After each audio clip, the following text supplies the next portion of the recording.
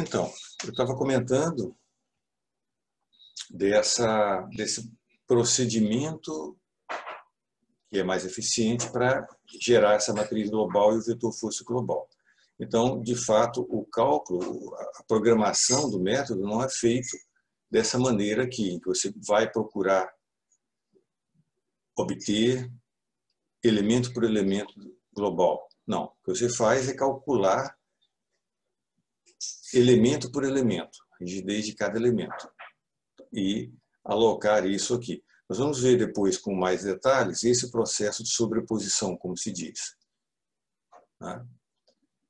Então, de qualquer forma, nesse problema nós chegamos à mesma matriz que nós tínhamos antes, apenas que agora trabalhando apenas com funções elementares.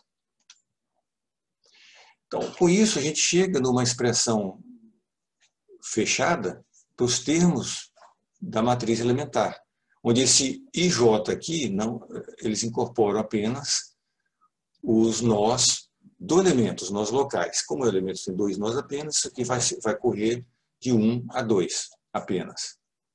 Então, a gente vai ter algo que posteriormente nós vamos identificar dessa maneira, uma matrizinha 2 por 2. E o vetor força elementar é um vetor com dois termos. Algumas características gerais disso. Essas funções aqui é o primeiro exemplo de uma família de funções que são conhecidas por funções lagrangianas. Na realidade, essas funções lagrangianas são do século XIX, por isso é que tem esse nome. Foram digamos, criadas, não sei se exatamente por Lagrange ou mas de qualquer forma é daquela época. São famílias que já têm suas características, suas propriedades. E aí, posteriormente, elas foram incorporadas em elementos finitos para construir essas funções locais. Elas têm várias propriedades interessantes. Essas funções aqui são adaptadas para satisfazerem as funções locais, também satisfazer a propriedade de delta de Kronecker. Quer dizer, você tem dois nós locais nesse elemento, em qualquer elemento, e a função associada ao nó 1 ela é unitária naquele nó, naquela coordenada, e nula nos outros nós todos do elemento. A outra função, a mesma coisa, vale 1 ou 0. Vamos dar uma olhada aqui. Como essas funções, nesse caso linear, são muito simples, as derivadas são mais simples ainda, significa que a matriz elementar, o integrando, é muito simples. Você vai conseguir integrar explicitamente e vai obter para cada elemento de forma explícita. A matriz do elemento fica dessa forma aqui. Você veja que isso aqui é uma expressão para qualquer elemento de barra. A única coisa que você tem que saber é o comprimento dele. Nem depende de qual é a posição dele no espaço 1D aqui. Significa que se esses quatro elementos têm o mesmo comprimento, eles terão a mesma matriz de rigidez. Não importa se a posição dele está aqui ou ali. O vetor de força nodal elementar, ele vai ser dado, vai depender, quer dizer, a integração dele vai depender da variação da força de corpo. Por um caso específico de força de corpo uniforme no elemento, a matriz o vetor força do elemento fica dado, então, os termos do nó 1 e 2 local. Isso aqui que coloca para fora, você integra aquela função de forma φ1 e φ2, e você vai ter isso aqui. Essa parte aqui é aquela que diz respeito à força de corpo. Você tem que levar em conta ainda a força concentrada.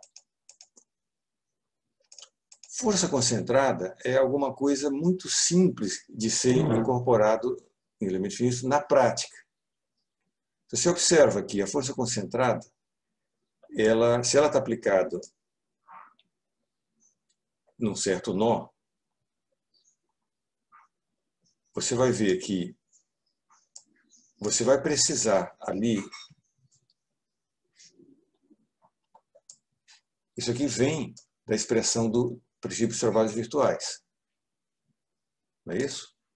É a força resultante vezes a função no local onde essa força é aplicada. Então, as coisas vão depender de qual o valor que essa função assume nessa coordenada aqui. E a gente já viu que o suporte dessas funções é local. Significa que esse termo ele vai ficar ativo apenas naquele elemento e naquele nó onde, de fato, essa função você deseja aplicar. Nesse caso aqui, globalmente, era no nó 5, só que, localmente, é no segundo nó do elemento 4. Então, por exemplo, se eu estiver buscando aqui um elemento genérico, os dois valores nodais nele serão isso aqui, associado ao nó 1 do elemento, e isso aqui associado ao nó 2 do elemento, mais esse termo, que pode ser, o que vai acontecer? Esse termo só vai existir se esse elemento for o elemento 4. Se for qualquer outro elemento, por exemplo, se for o elemento 3, o nó 1 está aqui, o nó 2 está aqui. Ambas as funções são nulas nessa coordenada aqui. Okay? Uma maneira de visualizar isso é considerar que essas funções, por exemplo, essa função aqui, ela é dessa forma apenas nesse domínio e é nula no resto do domínio global. Então, essa função aqui, que é associada ao primeiro nó do elemento 3, por exemplo, essa função ela é nula ali, onde está sendo aplicada a força concentrada. Então, esse termo aqui não se aplica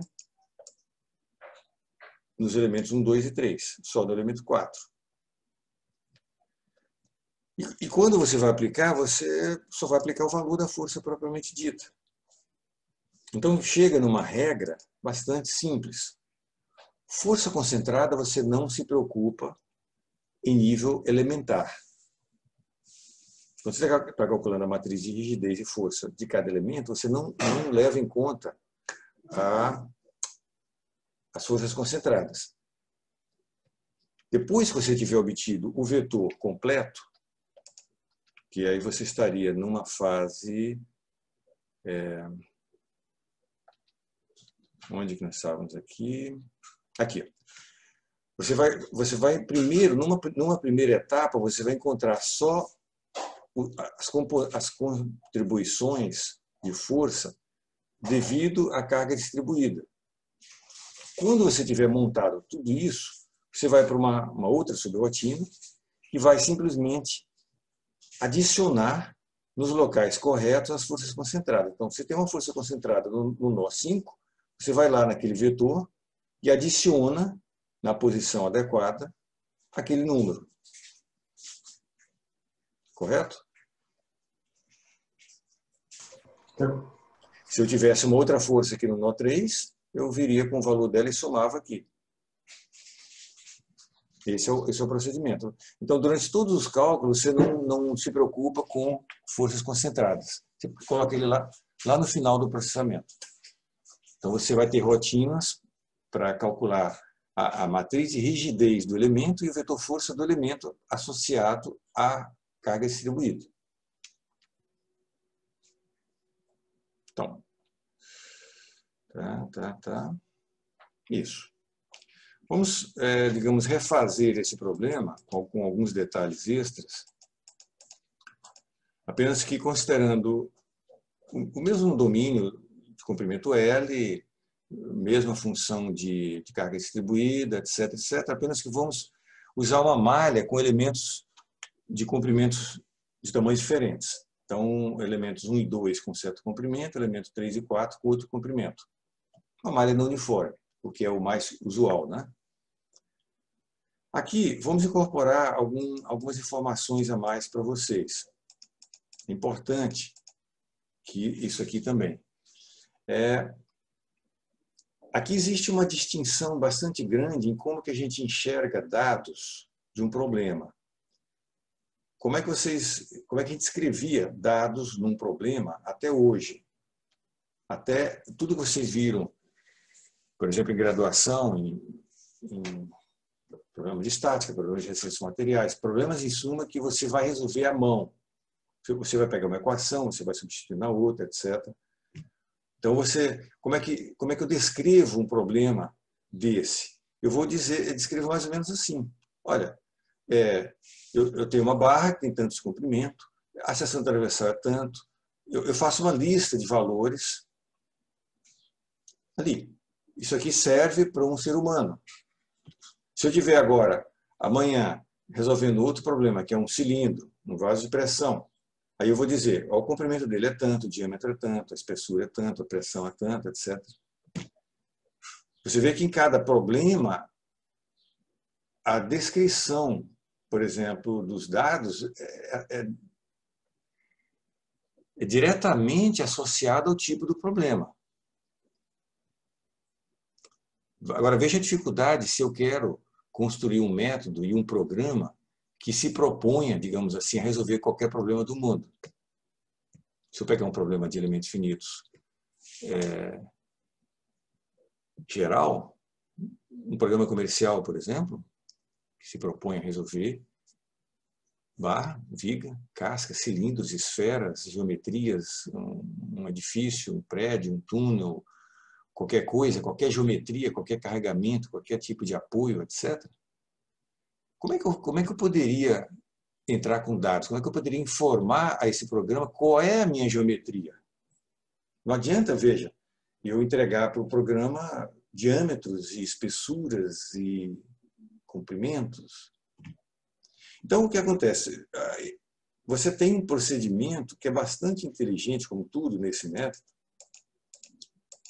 bastante inteligente em que, por exemplo, com dois grupos únicos de dados, que é sempre os mesmos, você consegue informar ao programa a geometria do que você tem.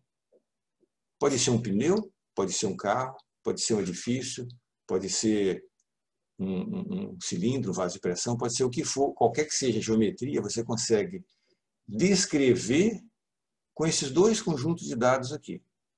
Então, qualquer programa de elementos finitos, não importa o que ele seja, ele vai trabalhar com esses dois dados e é o que você vai ter que entregar para ele. Tá? O primeiro conjunto é um conjunto de coordenadas nodais.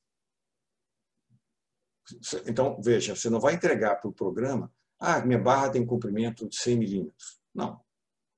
O que você vai entregar já vai ser as coordenadas de cada elemento.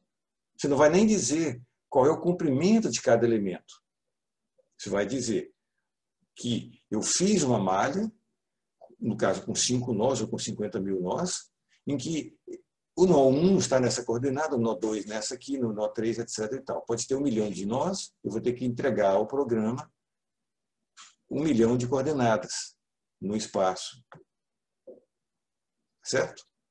É claro que eu, anteriormente, eu vou ter que estabelecer onde que é a origem desse sistema de coordenadas e onde os eixos envolvidos, etc. Eu vou ter que fazer a partição e botar...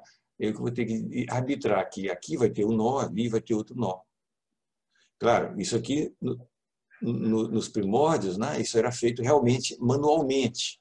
De vez de pegar uma folha de papel bem grande, desenhar a sua geometria em escala e colocar pontos em alguns lugares e medir as coordenadas desses pontos, depois entregar isso dar entrada nisso no computador de alguma forma, né? É claro que antes as malhas eram bem menores, então isso ainda era viável. Hoje você tem um programa inteiro encarregado de ajudar você a construir essa tabela, mas o fato é que o método de elementos finitos vai precisar dessa tabela aqui. De alguma maneira você vai ter que se virar de construir essa tabela. Segundo o conjunto de dados, é o que se chama matriz de conectividade dos elementos, que é uma matriz seguinte, que você vai dizer para cada elemento quais os nós que o definem.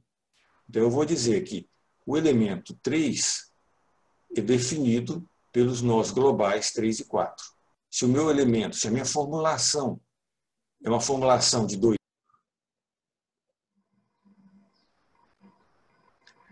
então, em que ponto tinha sido travado? Vocês viram os comentários que eu fiz aqui sobre as coordenadas nodais? A parte que começou a travar de verdade foi quando o senhor começou a falar que em programas comerciais tem um software específico só para fazer a conexão de pontos. Ok, tá. Então,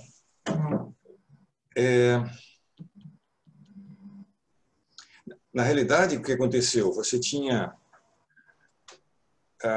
ali, quando surgiu o método de elementos finitos, em 1957, o primeiro artigo, inclusive eu vou passar para vocês o primeiro artigo que é considerado oficialmente o início de elementos finitos, né?